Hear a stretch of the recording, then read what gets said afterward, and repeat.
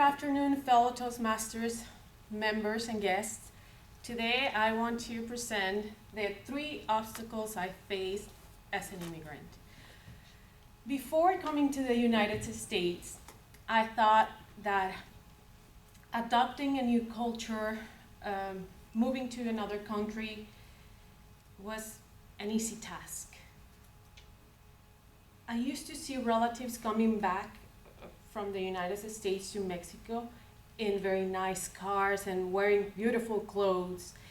And I thought, oh, I really want to go live in the United States. But little I knew about the obstacles that an immigrant faces in the United States. So the first obstacle is a language barrier. It's very hard to come to a new country where, in my case, Spanish is not the primary language. So to give you an example of how difficult it was for me, I wrote a word. So I want everyone to say the name of this animal in Spanish. The name is perro. So please, as I count up to 3, say the word perro. Okay? Which Okay, 1, 2, 3. Perro. See, how do you think? Are you saying the word correctly? No. Perro No. with the No. it's frustrating at times when the words aren't in your vocabulary and you have to pronounce word in a certain way, but it's really not your way. You weren't teach how to say those words since you were little, so it becomes hard and frustrating at times. So this is just an example of how I felt when I started living in the U.S. And let me tell you, I attended English classes in Mexico before coming to the United States, but things are never the way you end up using them. So here in the U.S., I feel like everything is different. Even when someone asks me, "What's your name?" I say, "My name is Maria Rodriguez." No, my name is Maria Rodriguez. Why am I saying even my name in a different way? So it is something to keep in mind, something that isn't easy, and it comes with time and practice, and I'm trying to just face it and try to just, regardless if I'm saying things wrong or right, trying to get the exposure. Don't be afraid of making mistakes and just practice it, right? So I want to give you a few examples when I felt very frustrated with my language skills. One, I think I mentioned it before in my prior speech, is a time when I went with my friends to Olive Garden, and the waitress came by and said,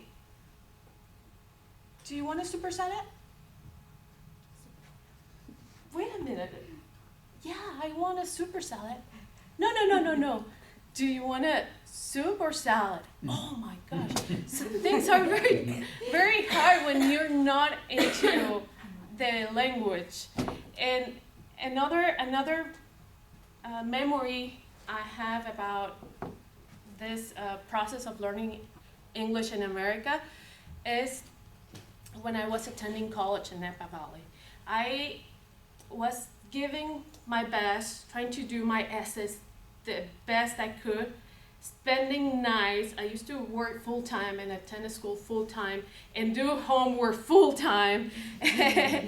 And when I received my grade, it said terrific.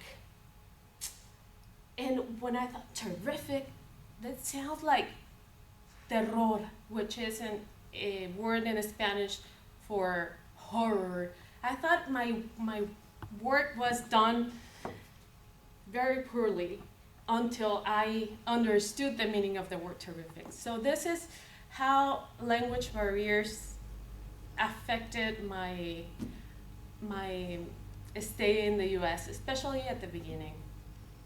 And another thing, even though I try to learn English in Mexico, the language barrier wasn't there because everyone speaks Spanish. So when we try to communicate something that no one knew, we use the Spanish to tell the word that we needed. Anyways, language barrier for me was the biggest challenge I faced. The second challenge is the misconception of the American dream. As I mentioned, with my family's going back to Mexico with nice cars and nice clothes, I thought that living in the US was going to be something simple. And the reason why I had this thinking was because, did you know that the minimum wage in Mexico is $5 per day? Per day. Wow. So imagine how many things can you buy if you earn $100 a day. That was my thinking. And another memory I have about this misconception of the American dream was my first Black Friday, when I was very excited with all the offers going on, and everything is 50% off. I need that TV. And I don't know what I was thinking. I was attending a school full time. I was working full time, and I bought a TV because it was 50% off. I ended up selling that TV 2 years later without use. But it was a great deal. So another thing is the credit cards. I was very happy trying to buy everything I could because it's on sale, and then I end up having debt. Yeah, I had a nice car, I had all the clothes I wanted, I went to eat to the restaurants I wanted to go, but I had a lot of debt. And then I thought, okay, I was maybe just making $5 a day in the US, but I didn't have all this spendings that I'm having. I said in the US, but in Mexico, I was maybe earning only $5 per day. But when compared to the bad habits I encounter in the US, I realized that maybe I was overspending, and that was my misconception of the American dream. And the third obstacle, well, I have no words to describe it.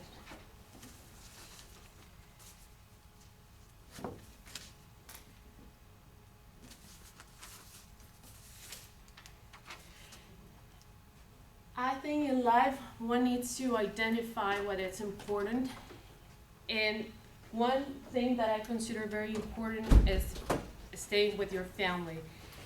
I'm very lucky to have to be able to travel back to Mexico and see my relatives. My parents live there, but I feel very bad for my people that can't go see their families.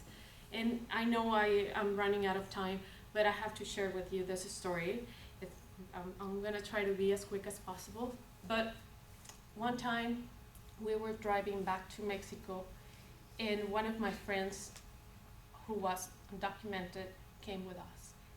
And we stopped to eat at a McDonald's, and I look at his face and I ask him, Manuel, do you really want to go back to Mexico? And he started crying. And he mentioned, I haven't seen my mom in 14 years. How can you ask me if I want to go back to Mexico? So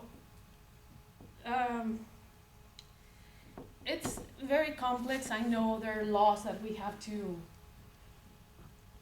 follow, but there are things that I have no words to express how I feel, how frustrated it is to live in a society that maybe isn't the way I want it to be.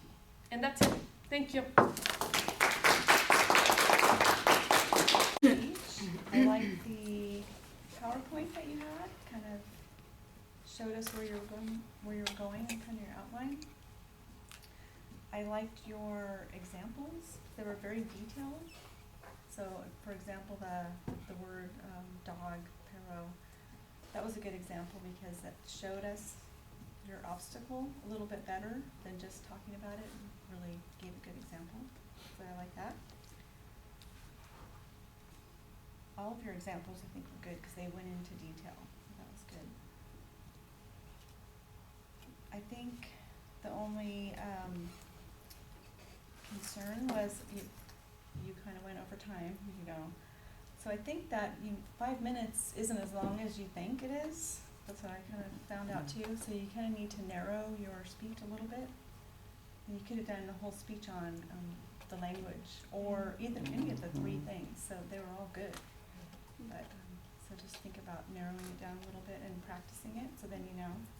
But I think you had good eye contact and you only paused a little bit, so I think you were able to continue the whole time and looked at your notes just a little bit. But I think you did a good job of your gesturing and your eye contact and your engagement in your tone. So that was all good. So that's what I had to say. It was organized, and you had a beginning and an end. You kind of went back to these are the 3 things, and then you said these are the 3 topics, so that was good. Thank you. Congratulations.